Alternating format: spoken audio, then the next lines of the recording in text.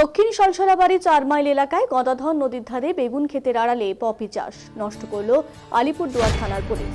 মঙ্গলবার গোপন সূত্রে খবরের ভিত্তিতে আলিপুরদুয়ার থানার অন্তর্গত দক্ষিণ সলসলাবাড়ি 4 মাইল এলাকায় গদাধর নদীর ধারে অভিযান চালায় আলিপুরদুয়ার থানার পুলিশ।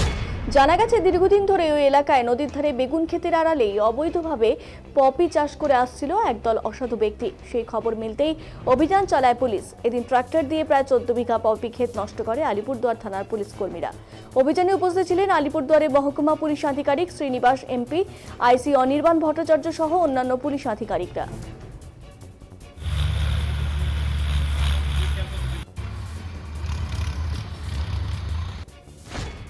শুনতে পারলেন না? আমরা তো জানি যে সর্ষা, এবং আমি তো এইদিকে আসিও নি কোনোদিন। আমি 10 বছরের মধ্যে এই নদীর পাড়ে আসিনি।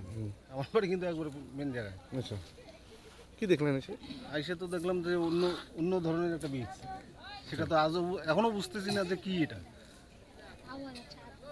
শুনলাম কয়েকজন জড়িত আছে, এতটুকু। এখন কি পুলিশ বাহিনী আসছে? এখন পুলিশ বাহিনী আসছে। এখন শুনে জানতে পেলাম যে এটা পপি না কি বলে। জীবনে না, এখন নামও শুনিনি জীবনে কোনোদিন।